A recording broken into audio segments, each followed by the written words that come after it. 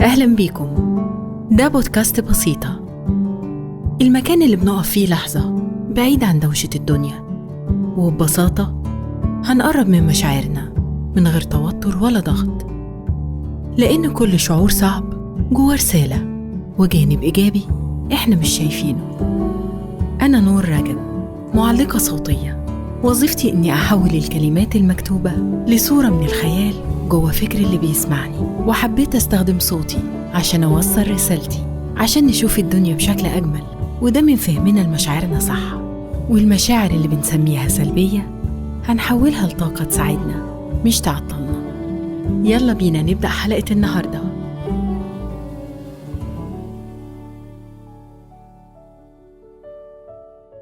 كم مرة قلت لنفسك هبدأ بكرة، هتمرن بكرة، هذاكر بكرة، هبدأ المشروع اللي في دماغي من سنين بكرة؟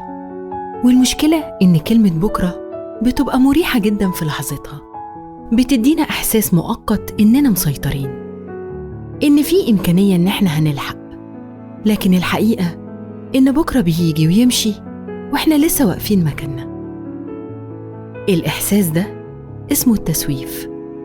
خلينا نتفق على حاجة مهمة: التسويف مش كسل، مش ضعف إرادة، ومش معناه إنك شخص غير مسؤول. التسويف أوقات كتير بيكون محاولة للهروب من شعور تقيل جوانا. عشان كده بدل ما نلوم نفسنا محتاجين نفهمها الأول. التسويف ببساطة إنك تأجل حاجة مهمة مع إنك عارف إنها مهمة، وتستبدلها بحاجات أسهل أو أسرع أو مريحة أكتر. وده لأن العقل البشري بطبيعته بيحاول يهرب من المشاعر المزعجة، من خوف، ضغط، توقعات عالية. العقل بيختار التأجيل كوسيلة حماية، وده يخلينا نفهم إن التسويف مش مشكلة وقت قد ما هو مشكلة مشاعر. التسويف ليه أشكال كتير. أول نوع تسويف الخوف، وده لما نأجل عشان خايفين نفشل، خايفين نترفض، خايفين نجرب، أو حتى خايفين ننجح، فنضطر نكمل، فنفضل نقول لسه مش جاهز، هبدأ بعدين، مش وقته دلوقتي.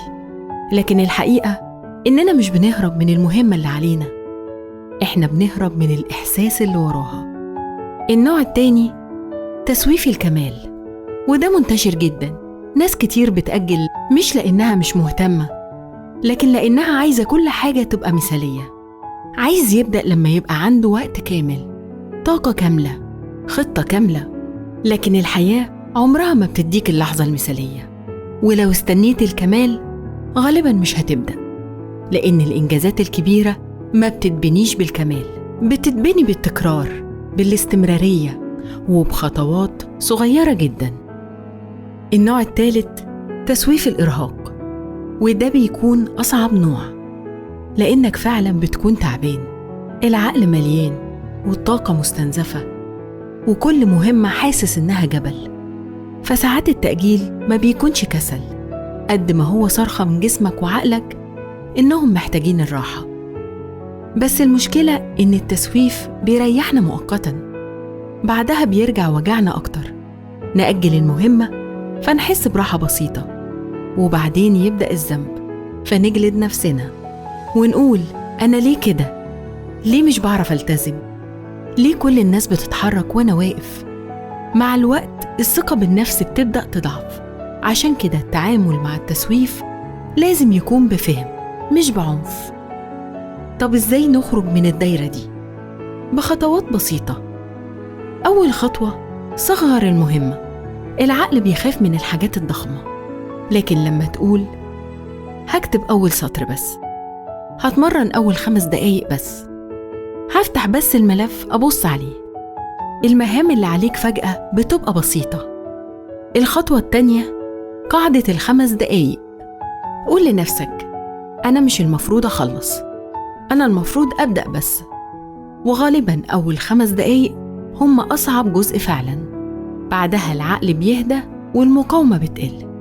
الخطوة الثالثة بطل جلد الذات، لأن الشخص اللي بيسوف كتير غالباً بيكون قاسي جداً على نفسه، والمشكلة إن القسوة مش بتحفزنا، الإنسان لما بيحس بالأمان بيقدر يتحرك أكتر. فارحم نفسك شوية، مش كل يوم لازم يكون مثالي. الخطوة الرابعة، افتكر ليه بدأت. ورا كل مهمة عايز تعملها في معنى، وورا كل تعب حلم. ولما تربط اللي انت بتعمله بالحياة اللي نفسك توصل لها، الخطوات بتبقى أبسط. الحقيقة مش إنك كسول، الحقيقة إنك تعبت أو خفت أو طول الوقت كنت بتحاول لوحدك. بس مهما كان السبب، كل حاجة ممكن تتغير بخطوة صغيرة صادقة.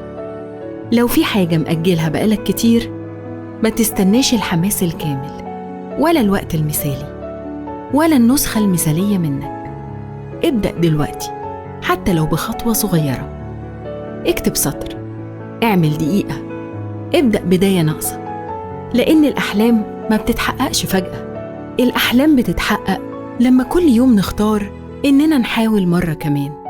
وافتكر دايما إنك مش محتاج تبقى كامل عشان تبدأ، انت محتاج بس تاخد أول خطوة.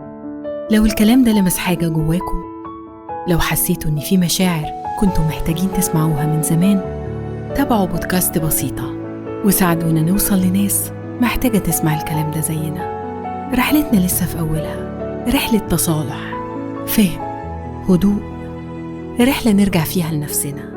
وافتكر دايما إنك تحب نفسك، لأنها تستاهل إنها تتحب.